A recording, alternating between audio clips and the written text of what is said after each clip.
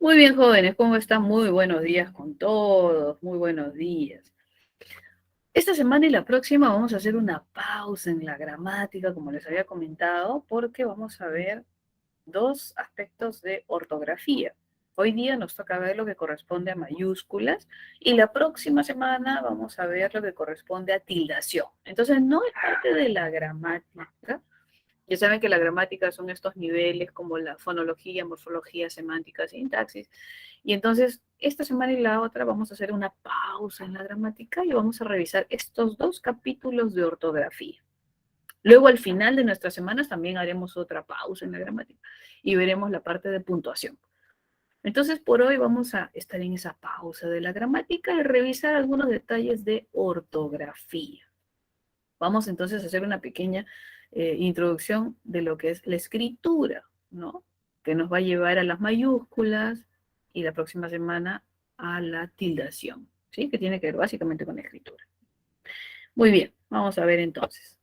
Cuando hablamos de escritura, de forma general tenemos características, ¿sí?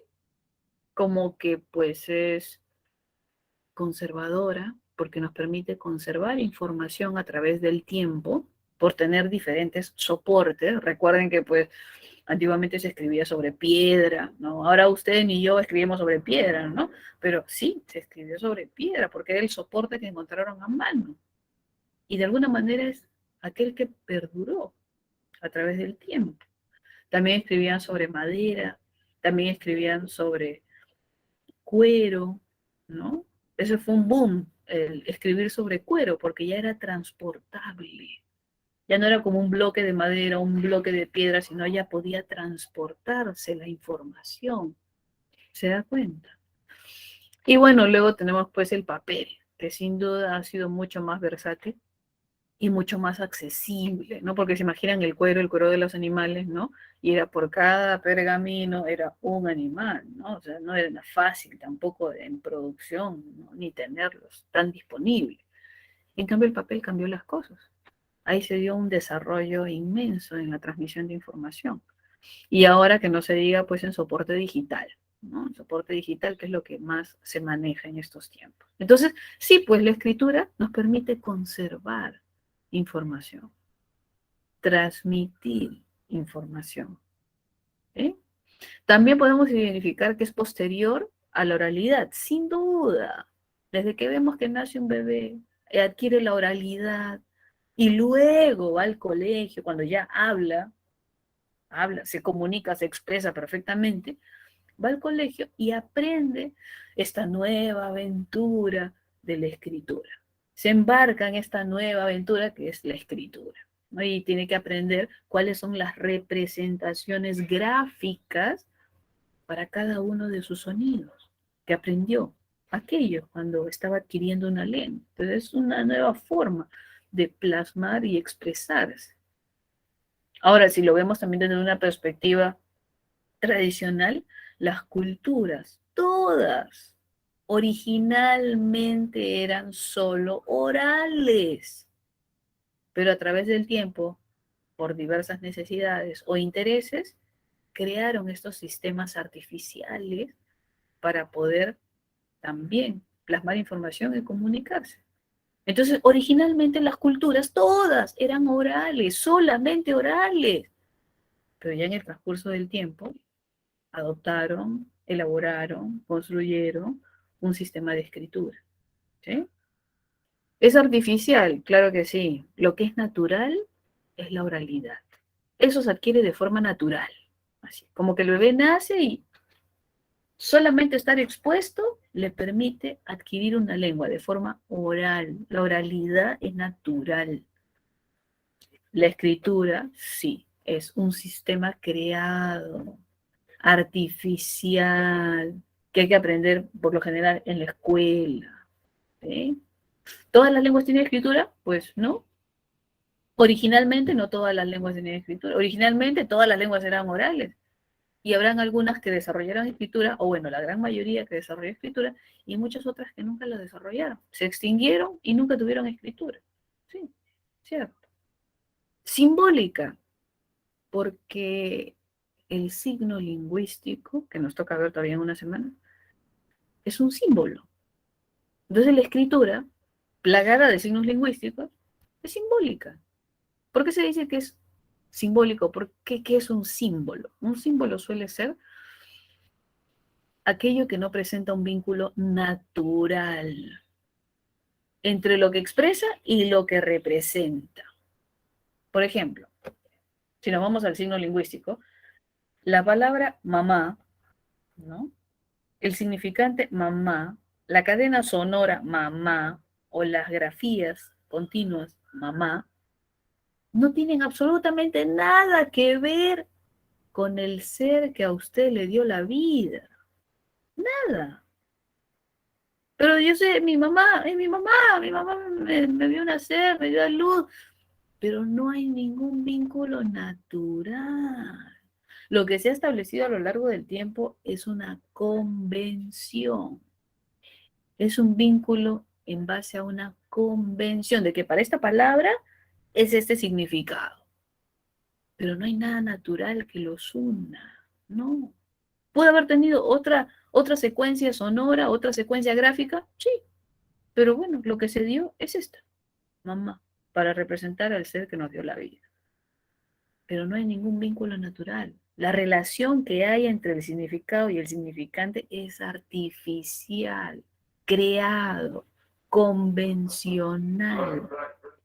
¿Se da cuenta? Cuando se ven símbolos se hace referencia a eso. Por eso se dice que la escritura es simbólica.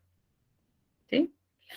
Entonces son características muy generales acerca de la escritura que debemos tener en cuenta. Sí, sí. Pero lo que nos interesa son las características específicas del español. Eso es lo que nos interesa porque es lo que vamos a desarrollar en su gramática, ¿no? Y entonces estas características específicas del español, ¿qué nos van a decir? ¿Qué tipo de alfabeto usa? ¿Qué, si es un alfabeto que nos permite tener una relación simétrica, ¿no? ¿Qué características del español se dan en la escritura? Ya sabemos las generales, ya sabemos que la escritura tiene estas características generales, pero el español propiamente, ¿qué características tiene en su escritura? Es lo que nos interesa, ¿ok? Bueno, antes de ver eso tendríamos que identificar que existen diferentes tipos de escritura. A veces uno cree que lo que uno tiene es lo único que existe, ¿no? A veces es un idilio creer eso, ¿no? Pero en realidad existen otros tipos de escritura. Uno que es la silábica, que para nosotros suena medio complicado, ¿no? Pero sí, existe ese tipo de escritura que es en base a silabarios. Y si bien es cierto, el alfabético es muy económico, los silabarios no, porque tienen diferentes sílabas, diferentes cuadros silábicos en una lengua que maneje ese tipo de escritura. Ideográfica, mucho más. Imagínense que para cada idea exista una representación. Cuando nosotros tenemos un alfabeto silábico nos permite construir palabras y relacionarlo con ideas. Sí. Pero imagínense que exista una representación gráfica para cada idea. Es como que parecería que fuese infinito. Si tenemos 100.000 ideas, entonces habría 100.000 representaciones gráficas que aprender. ¿Se da cuenta? Entonces, suelen ser más complejos, suelen ser más trabajosos. En realidad, la nuestra es la más económica, la alfabética. Pero los otros tipos de escritura existen, ¿no? Yo me acuerdo cuando estaba en Japón y tengo allá un par de familiares y estaban preocupados porque estaban en segundo, tercero de secundaria y le decían a su mamá, oh mamá, solo conozco 600 600 kanjis. Y su mamá le decía, ¿y cuántos tienes que conocer? Cuando termine secundaria, 1.000, mínimo. Uy, le faltaba casi la mitad. Preocupado, preocupadísimo, porque para graduarse tenía que rendir examen acerca de los mínimo 1.000 kanjis que le pedían como parte de su tradición escrita que hacía referencia a los ancestros, pues, ¿no? Entonces, en otros países manejan la escritura ideográfica como parte de su escritura tradicional, como en el Asia, ¿no? Y también manejan los silabarios porque es parte de su día a día, ¿no? Como acostumbran representar todo en las bodegas, en las tiendas, en las escuelas, todo. Silabarios son los que manejan, ¿no? Y también manejan la alfabética, ¿por qué? Porque el Asia tuvo que incorporarse de alguna manera a este mundo global para poder exportar su tecnología, porque el Asia exporta principalmente tecnología. Uno va a una tienda, no sé, pues ir a Oca, ¿no? Y quiere comprar un televisor y mira, yo quiero ese. ¿Cuál, señor? Ese que dice Samsung. Siquiera podemos pronunciar. No sabemos si es Samsung, Samsung. No, pero es Samsung y lo pronunciamos como mejor poder. Pero se da cuenta que el Asia incorporó este tipo de escritura alfabética para poder vender su tecnología. No quiero ese Samsung, quiero uno que me dure más. A ver, un Sony, ya. No, muy caro. No, mejor deme el Mirrey. Ese me alcanza, Mirrey. O Mirai, o Mirrey. Intentamos pronunciarlo. ¿Se da cuenta? Con la escritura alfabética, ¿no? Que incorporó el Asia en sus tipos de escritura, le permite llegar a nosotros, ¿no? Al pueblo que utiliza escritura alfabética, ¿no? Que puede pronunciar, siquiera intentar pronunciar. Entonces existen culturas que manejan no solo un sistema de escritura, ni siquiera dos, tres sistemas de escritura. Si nosotros tenemos 2 o 4 horas de lengua a la semana en el colegio, en el Asia, en algunos lugares como en Japón, tienen más de 20 horas a la semana, de 20 a 24 horas a la semana, porque manejan tres sistemas de escritura, el tradicional de sus ancestros, el silábico, que es el común en sus pueblos, y el alfabético para poder llegar a todos los demás lugares. ¿Se da cuenta? Pero bueno, nosotros solo alfabéticos, soy alfabético. Estamos felices con eso, ¿ok? En el caso del español, debemos tener en cuenta características y sabemos pues que viene del latín vulgar en específico y que viene pues el alfabeto del alfabeto latino, ¿no? Y que es un sistema fonográfico, porque cada sonido está representado por una representación gráfica que sería una grafía o letra, ¿no? Entonces tenemos un alfabeto, un tipo de escritura alfabética que nos permite identificar el sonido en cada representación gráfica. Por eso es que hay una relación entre fonema y grafema. Si me dan, por ejemplo, dos fonemas, puedo ir pronunciando. Me dan 3, 4, puedo seguir pronunciando, a pesar de que no sepa ni siquiera cuál es la palabra completa. Puedo pronunciar. Cada letra es pronunciable. Y voy armando y construyendo la palabra. Sí, por eso se dice que es muy económico. Es muy económico, es muy práctico el sistema alfabético. ¿Sí? Gracias que nos tocó ese, ¿cierto? Porque en el caso de los silabarios son muchas tablas silábicas, muchas, muchísimas. Pero tenemos este sistema que es muy económico y muy práctico. También sabemos, por nuestra clase anterior, que tenemos 24 fonemas. 19 fonemas consonánticos y 5 fonemas vocálicos, lo que nos suma 24 fonemas. Pero cuando vemos los grafemas, vemos que hay más. Nos dice que son 27 letras. Y entonces, ¿qué puedo yo decir? Si tenemos 24 sonidos y 27 letras, que no hay simetría. Y es eso. El español se caracteriza por ser una lengua sin simetría. Se caracteriza por ser una lengua asimétrica en su escritura. Asimétrica. ¿Se da cuenta? Diferente cantidad de grafemas, de fonemas, ¿qué me da? Asimetría. Es lo que vamos a ver un poquito ahora. Dentro de esa simetría vamos a evidenciar los casos de poligrafía y polifonía. Esos son los aspectos de la asimetría. ¿Cómo es poligrafía? Bueno, si veo la palabra y dice poli, varios, poli. Grafía, varias varias representaciones gráficas. ¿Para qué? Para un mismo sonido, ¿se da cuenta? O sea, un sonido puede tener no una representación gráfica, dos, quizá tres, eso es poligrafía.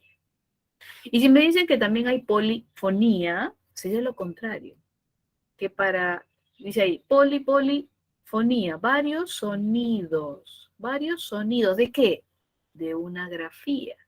Entonces, ahora lo que tendría sería una grafía, una letra, que puede tener un sonido, dos sonidos, no sé, tres sonidos quizá. Entonces la asimetría se evidencia en la poligrafía y en la polifonía. ¿Sí? Y bueno, los dígrafos. A veces ha venido preguntas, ¿no? Indiquen qué alternativa hay mayor cantidad de dígrafos. Eso es un regalo, ¿no? Porque uno conoce a sus dígrafos, la Che, la L, la R, la GU, la Q. Y entonces, si me piden dónde hay mayor cantidad de dígrafos, solamente los cuenta. Así, sencillo, sencillo. En el español que tenemos 5 dígrafos. ¿Ya está? ¿Mm? Entonces, estas son las características específicas del español. ¿Ok?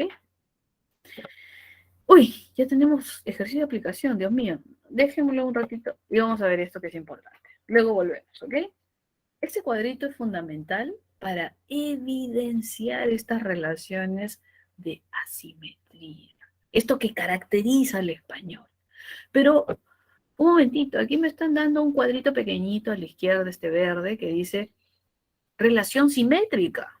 Entonces, hay simetría, por ejemplo, entre la D, sonido, y la D, escritura. F, L, M, N, ñ. Entonces, P, T, O. Entonces, ¿hay simetría en el español? ¿Hay simetría? Sí, hay simetría.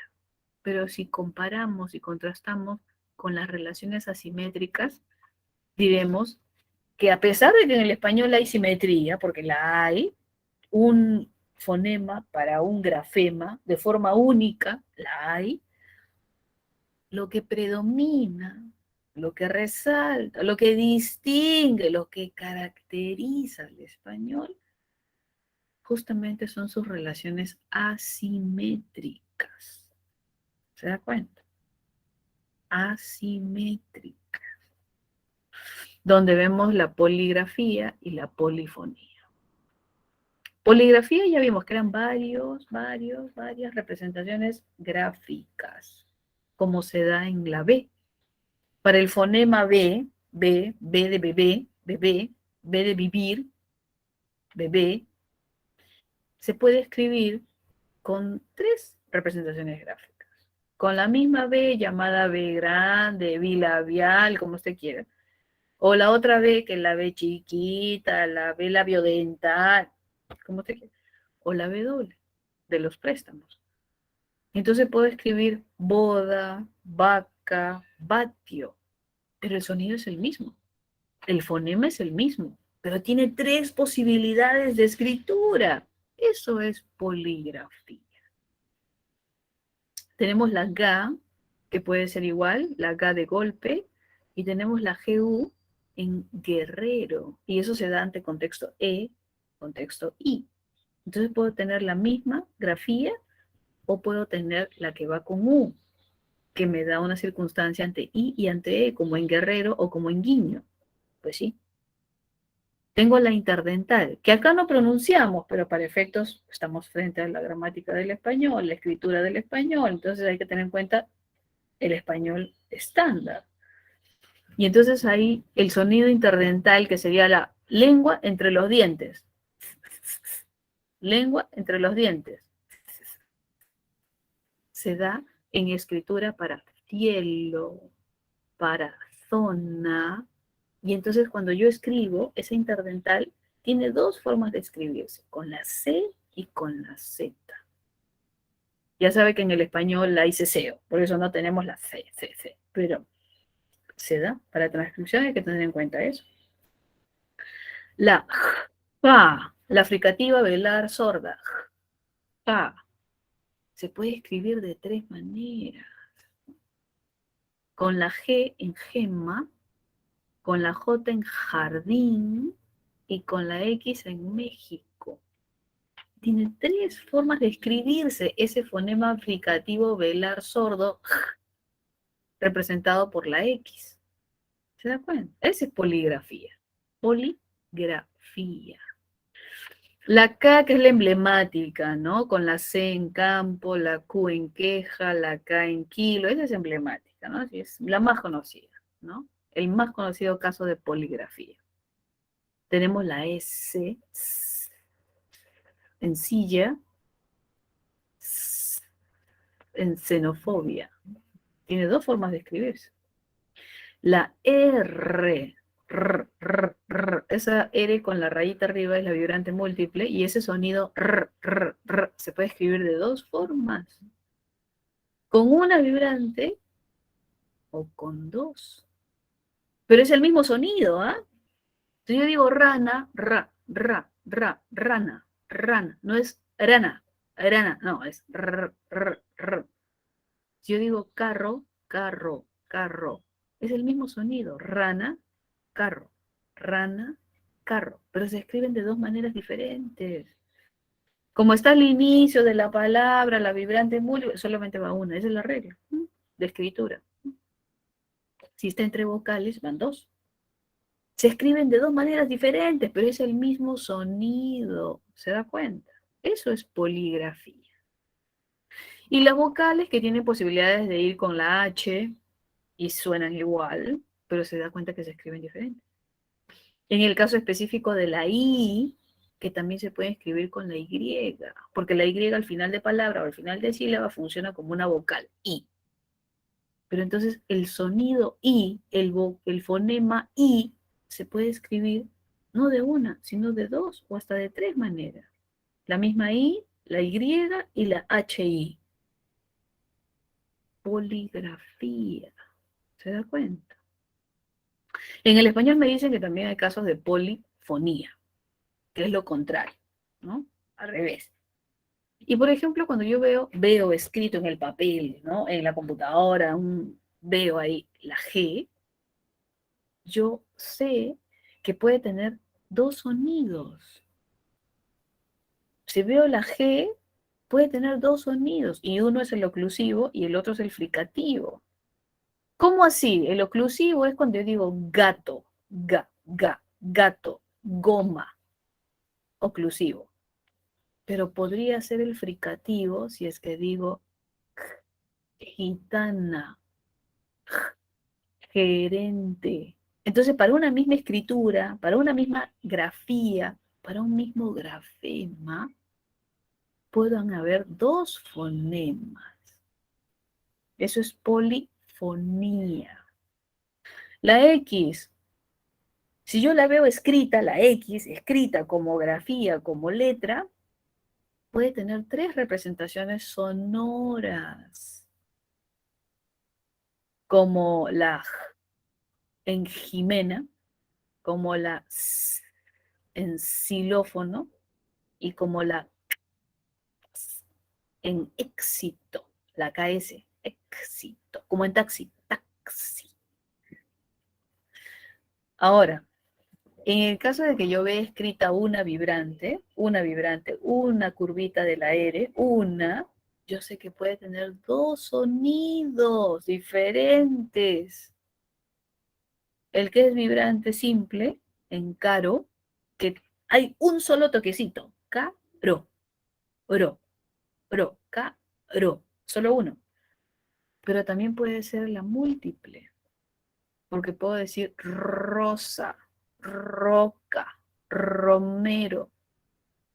Pero se escribe igual, pero pueden ser 2 fonemas diferentes. ¿Se da cuenta? Eso es polifonía. Y la C, que puede ser la K de camino, o que puede ser la interdental en cena. Cuando yo veo escrita la C, tengo 2 posibilidades sonoras, 2 posibilidades fonológicas.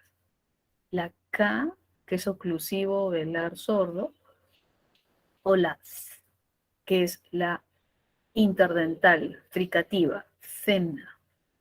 ¿Se da cuenta? Este cuadrito es fundamental, ¿ah? Para transcripción grafémica, transcripción fonológica. Este cuadrito es práctico, es muy práctico. ¿Ok?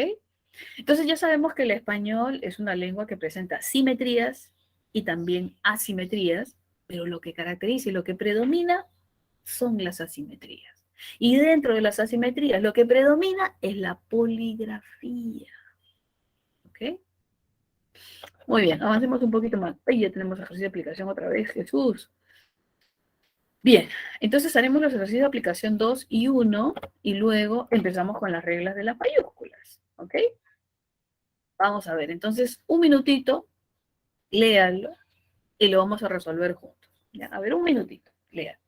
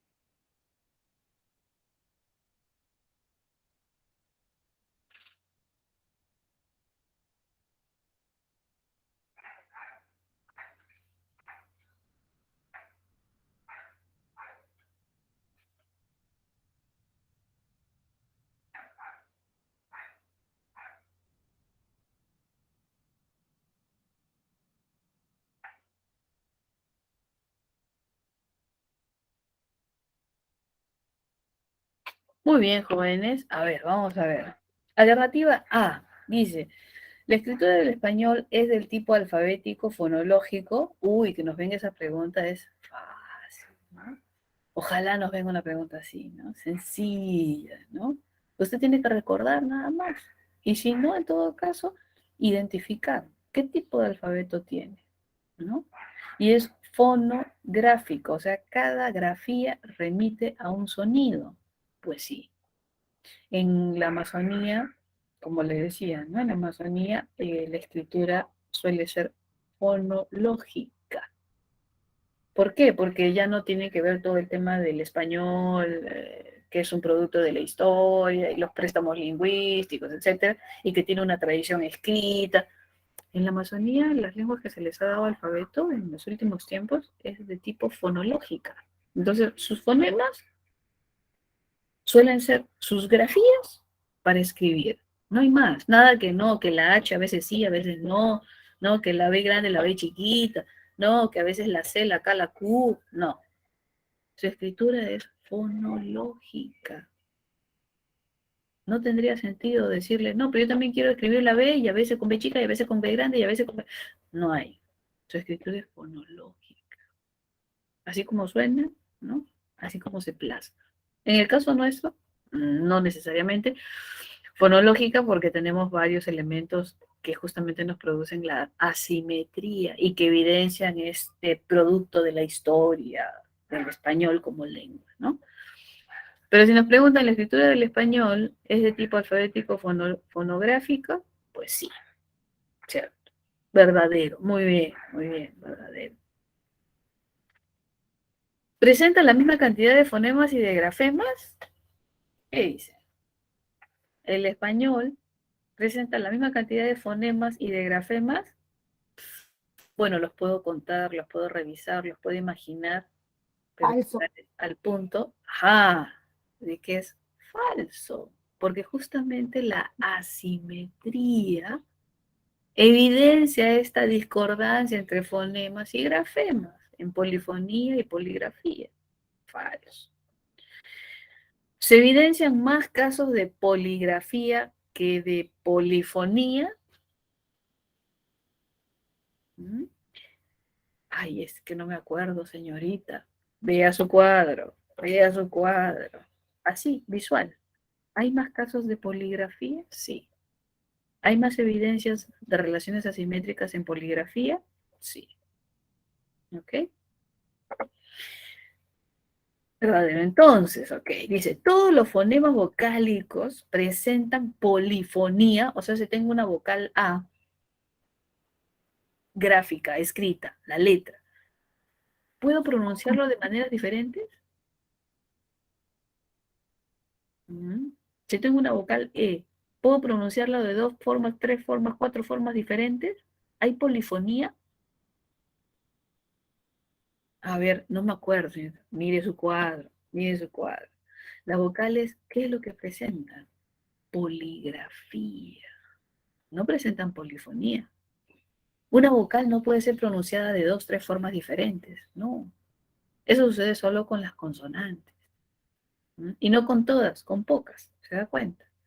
En el caso de las vocales, lo que evidenciamos es la poligrafía, no la polifonía, no la polifonía. No puede sonar de forma diferente la vocal, no, pero sí se puede escribir con la H o con la Y. Entonces, sí evidencia poligrafía, ¿no? ¿Pero qué me están preguntando? Dice ahí, todos los fonemas vocálicos presentan casos de... Falso, ¿no? Falso, falso. Por eso le digo, ese cuadrito ahí donde lo ven así, es básico, es muy bueno, es práctico. La palabra ahorro presenta más grafemas que fonemas. Tendríamos que contar, ¿no? ¿Cuántos grafemas y cuántos fonemas? Si contásemos los grafemas, las letras, ¿no? ¿Qué diríamos? Tendríamos ahí la A, tendríamos ahí la H, tendríamos ahí la O, tendríamos ahí el dígrafo R y tendríamos ahí la vocal O, sea, 5 grafemas, ¿cierto? 5 grafemas. Y los fonemas, ¿cuántos serían? Si usted hace transcripción fonológica o cuenta los fonemas en la transcripción fonológica, ¿cuántos fonemas habría en la palabra ahorro? Pueden ser 3, sí, si me hubiesen dicho fonemas diferentes. Porque también hay pregunta. ¿Cuántos fonemas diferentes hay en la palabra ahorro? Porque hay esas preguntas también. ¿Ah? Si hubiesen sido fonemas diferentes, diría que 3. Bien, sí. Tendría la A, tendría la O y tendría la R. Fonemas diferentes. Pero si no me dicen diferentes, ¿cuántos fonemas tendría yo ahí? En contabilidad, ¿no? Para contarlos. Porque no me han dicho diferentes, no. Dice representado, no, no me dicen diferentes, ¿cierto? No me dicen diferentes. Y como no me dicen diferentes, entonces tengo que contar todos los que hay. La A, la O, la R, la vibrante múltiple, y la otra O, ¿cierto? Si lo transcribo para poder contabilizarlos, ya sé que debo escribir entre barras, colocaría ahí a la R le falta la rayita arriba, que sería, perdón, A, O, RO. Así. Y ahí contabilizo mis 4 fonemas, ¿no? Le falta la rayita sobre la R, pero tendríamos A, O, RO. A, O, RO. Y entonces serían 4 fonemas. Y ante la pregunta, la palabra ahorro presenta mayor cantidad de grafemas que de fonemas. Verdadero, ¿cierto? Verdadero.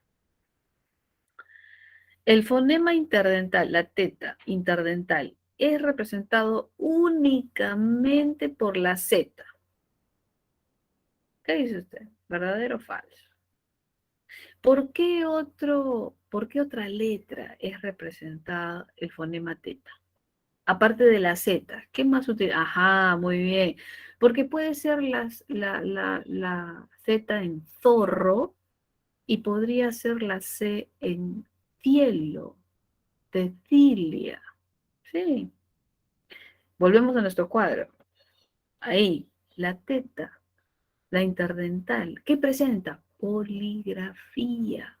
Porque puede ser la C o puede ser la Z, ¿cierto? En cielo o en zona. ¿Sí? Bien. Y por último dice, la escritura sufre cambios a través del tiempo. Ah, nos preguntan ahí. La escritura no puede sufrir ninguna modificación en el transcurso del tiempo. ¿Qué piensa usted? ¿Verdadero o falso? Usted ha leído el mío CIT en tercero de secundaria, cuarto de secundaria, segundo de secundaria, el mío sí, que nos obligan a leer. ¿Se escribía igual que ahora? No. La escritura cambia, sí. Y la RAE lo que hace es normar el uso de la escritura. Y puede ser que hayan circunstancias que aún no se han contemplado y la RAE decida colocar la norma.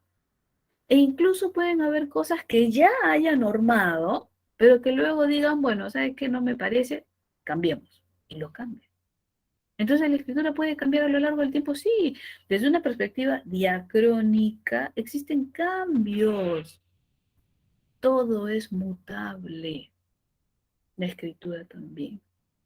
¿Sí? Cambios, sin duda. Hasta hace algunos años, como le comentaba a sus compañeros, no, hasta el año 2010 no estaba normado cómo colocar las preposiciones. Y la gente lo hacía como mejor le gustaba. A veces colocaba un guión, a veces dejaba un espacio y a veces lo colocaba junto. Así es. Pero no había norma, entonces no estaba mal, porque no había norma. Cuando no hay norma, uno puede escribir no como quiere, pero como mejor le parece, hasta que la RAE lo norma. Y eso sucedió con las preposiciones hasta el año 2010. Por ejemplo, yo tenía ex y tenía un novio que ya no era su novio. Le decía exnovio. Y yo lo escribí, y yo lo quería escribir así separadito, ¿no? Porque mejor que esté lejos, ¿no? Pero después decía, no, mejor que esté más lejos y le voy a poner un guión. No. Y después me arrepentía y decía, no, mejor que venga de vez en cuando, ¿no? A visitar. Mejor juntito. No sé, yo podía escribirlo de las tres maneras, ¿no? Y no había una norma. Pero en el año 2010 ya se fija la norma y se dice que ante una expresión univerbal, o sea, una sola raíz como novio, la preposición iría unida a la raíz. Entonces la tercera opción es la correcta. Ahora, ahora. No hace 10 años, ahora. Y luego para los guiones indicó que sí se podían usar, pero ante mayúscula y ante número. Entonces, por ejemplo, yo podía decir que soy pro, no sé, pues, pro Castillo. No, pro, vamos a decir algo que no esté acá. Obama. Listo. Pro salud. Pro vida. Y dijo que los guiones se pueden colocar cuando la palabra que venga tenga mayúscula. Y ahí solucionamos el tema de minúscula, mayúscula, porque no existe la secuencia minúscula, mayúscula, juntitos, juntitos, no existe. Pero se soluciona a través del guión. Y entonces la RAE dio esa posibilidad. Y dijo que también lo podemos utilizar cuando lo que venga es un número, como por ejemplo sub 20. Va a ir ligado pero con guión.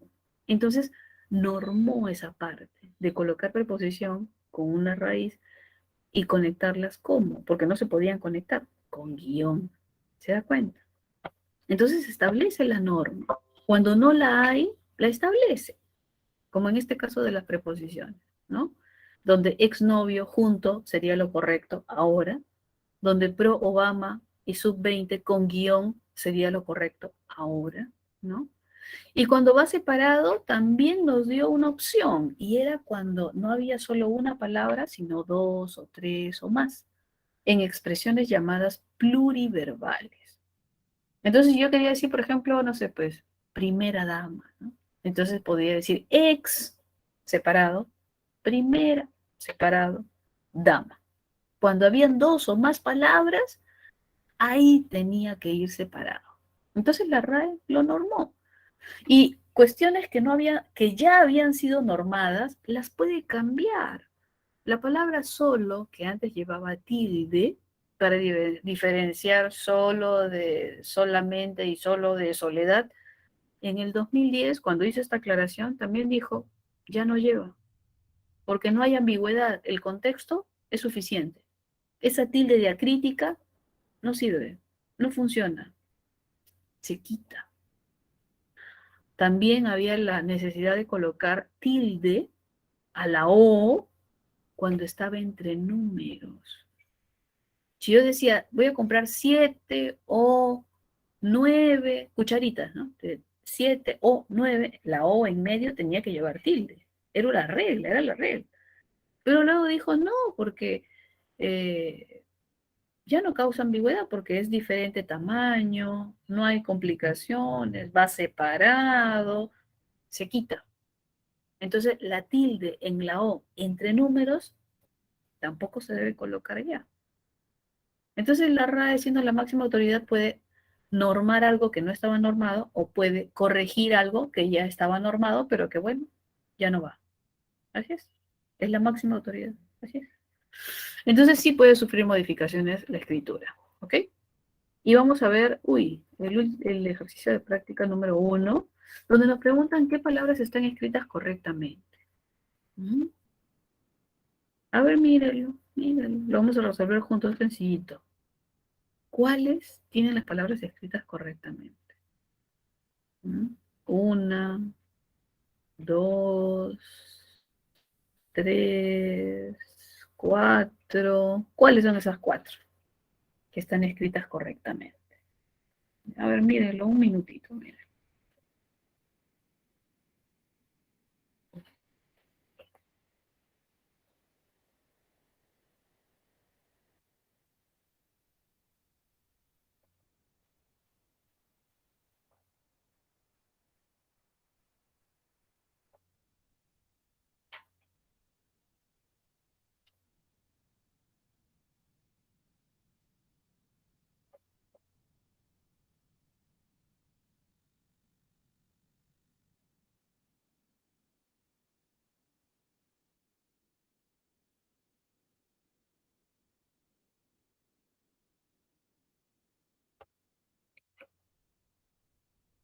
¿Cuáles son esas cuatro palabras que podrían estar escritas correctamente? Vamos a tener ahí la alternativa, la alternativa D, la alternativa F, G e I.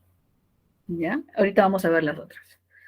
Tenemos entonces la D, uy, es que no veo la D, luego tenemos la F, la G, ok, la F, la G, y la última, ¿cuál es la última? La última es la I, ok,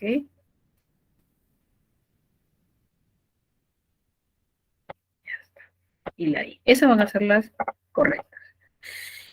¿Y qué correcciones hacemos? A ver, vamos a ver qué correcciones hacemos. En la alternativa A, ¿qué corregiría usted ahí en la A? Porque hay que hacer una corrección ahí, ¿no? Por reglas, ¿no? De ortografía. Y además también por reconocer que el español es, como toda lengua, producto de la historia, y el español tiene una tradición escrita de muchísimos años, ¿no? Donde se evidencian los préstamos, los cambios, las modificaciones del latín al español. Entonces, lo vemos en la escritura. Excepción, muy bien, le falta la C ahí, a excepción. Idiosincrasia, parece que estuviera bien, ¿no? Yo también la miraba y decía, está bien, pero en tema de escritura, lo que vamos a colocar es una S, ajá, una S al final. Idiosincrasia. Ahí va con S. Ahí va con S. Muy bien. En la alternativa C, yo he visto esa palabra garaje así escrita, pero en lengua originaria. Cuando el español adapta los préstamos lingüísticos, muchas veces los cambia, muchas veces no, ¿ah? Pero muchas veces sí, y los adapta. Y cuando ya la palabra está adaptada, cuando está cambiada, uno tiene que trabajar con la adaptación. En la de la lengua original ya no, porque ya tenemos la adaptación. Y es con J. Muy bien, es con J. Pero garaje con GG sí existe. Pero yo le he visto con G, pero ¿dónde? Pero la lengua originaria lo contempla con G. Pero cuando ya tenemos la adaptación para el español, se usa la adaptación que es con J. ¿Ok? Luego tenemos ahí la E, exhibición. Parece que está bien, ¿no? Parece. Pero ahí le falta la H. Exacto. La H entre la X y la I. Muy bien, Paloma. Entre la X y la I, exhibición. Cierto. Muy bien. Luego tenemos la última que sería protege, ¿no? Protege. Y ahí, claro, si tuviésemos que corregir algo, solamente cabría una corrección, ¿no? No hay más. Esa sería la última palabra que vamos a tener que corregir, ¿no? Para tener que sea correcta. Esa de ahí protege. Muy bien, con la G, exacto. Listo, entonces tenemos las correctas y tenemos las correcciones. Perfecto. Vamos a ver entonces, ya no nos queda mucho tiempo, 12, 5, 7 minutos. Sí, podemos ver una y otra diapositiva. Vamos a ver entonces las reglas de mayúscula. ¿Sí? Cuando hablamos de las mayúsculas en general, sabemos que va con mayúscula en algunas circunstancias. Desde ya, por puntuación. Al inicio de un enunciado, después de un punto, después de un signo de interrogación, porque ese puntito del signo de interrogación es un punto. Después del signo de exclamación, porque ese puntito del signo de exclamación es un punto, ¿no? Después de un vocativo con 2 puntos, cuando decimos querido amigo, 2 puntos, y abajo empiezo con mi texto. Deseo que estés bien de salud, que hayas superado el COVID, que estés en casa reposando. Entonces, después del vocativo con 2 puntos, va mayúscula en una carta, en un escrito, ¿no? En una cita textual, María dijo, 2 puntos, comillas, mayúscula. Es como una fórmula casi. María dijo, 2 puntos, comillas, mayúscula. Ahí va. Entonces, nosotros ya sabemos que hay varias circunstancias por puntuación donde va mayúscula. ¿Sí? Y existen algunas otras más. Por ejemplo, cuando estamos ante una sigla, y las siglas sabemos que van con mayúscula porque son la primera letra de la primera palabra que se unen y conforman una nueva palabra que es una sigla. Pero cuando hay un dígrafo, como en la última línea que dice Partido Comunista Chino, cuando hay un dígrafo, ¿qué me dice la norma? Que solo la primera letra del dígrafo va con mayúscula, en una sigla, en una sigla. La primera letra del dígrafo va con mayúscula. Hay que tenerlo en cuenta. Ahora, si es altas y bajas como Quesada, Chipana y Erena, obviamente solo la primera y lo demás no va, ¿no? Si tenemos todo mayúscula como en Kerevalú, Chumpitaz, Yogya, y todo ve mayúscula, pues todo ve mayúscula, no pasa nada. Entonces hay que recordar un poquito estas cuestiones muy generales, ¿ok? Ahora, hace muchos años, como les comentaba a sus compañeros, eh, toda una generación prácticamente creía que las mayúsculas no llevaban tilde. Y eso es a raíz de que salieron unas máquinas de escribir, las primeras máquinas de escribir, donde la mayúscula no podía tener tilde, o sea, no había el comando, así como si fuera su computadora, no había el comando para mayúsculas con tilde. Las minúsculas sí, pero las mayúsculas no. Entonces, un montón de documentos salieron donde las mayúsculas no llevaban tilde. Entonces, como usted ve, imagínense en aquellos años, y decía, papelito manda, así será, ¿no? Y entonces la gente cuando escribía ya no le colocaba tilde a las mayúsculas, cuando escribía ya no le colocaba, porque pues el papelito es así, los libros están así, así será, ¿no?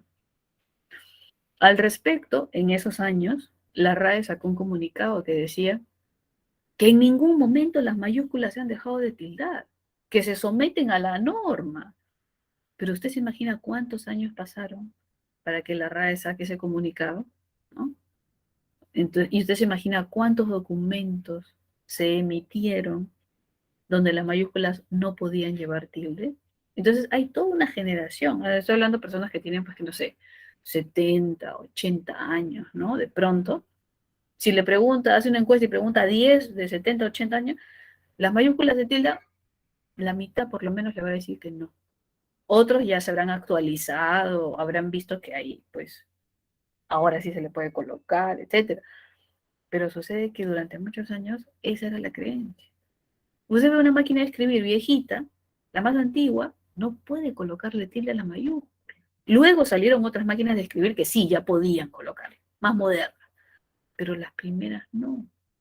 Entonces hay toda una generación donde se cree que las mayúsculas no llevan tilde. Ya no es la nuestra, obviamente. Pero entonces usted debe recordar que las mayúsculas se someten a las reglas generales y especiales de tildación. ¿Sí? Así es que tiene que tildar si es que es el caso. ¿Listo? Esas son cuestiones muy, muy, muy, muy generales que hay que tener en cuenta. Ahora, viendo las reglas específicas de las mayúsculas, hay algo que es fundamental y es aquello que ya sabemos, ¿no? Los nombres propios llevan tilde, sí o sí, de personas, de animales, de cosas, de lugares, de ríos, de mares, de lagos, de accidentes geográficos, todos los nombres propios, de personajes, todos los nombres propios llevan tilde, perdón, llevan mayúscula, todos. Esa es la regla que hemos aprendido desde siempre y hay que recordarla.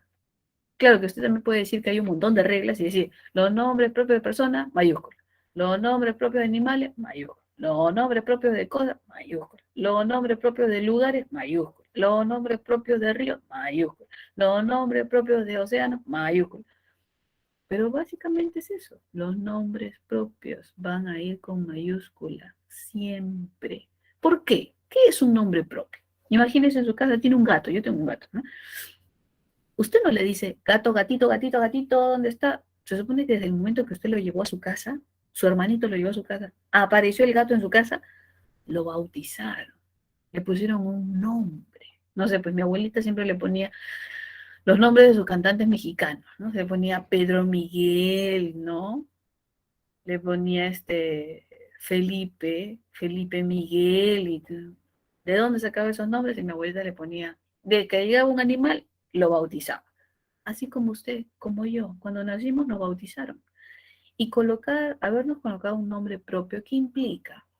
Que somos seres únicos, ya únicos en el mundo, únicos en la casa, únicos para su mamá, para quien lo bautiza. Entonces, el nombre propio nos indica que hay individualidad, que hay ese rasgo de ser único. Y por eso es que lleva mayúscula. ¿Se da cuenta? Y todos los que llevan nombre propio van con mayúscula. ¿Sí? Jóvenes, vamos a hacer una pausa para que tomen unos minutos de break y luego vamos a continuar con nuestras reglas de mayúscula. ¿Ok? Voy a dejarle la diapositiva puesta para que lo vean y voy a apagar mi micro y mi cámara.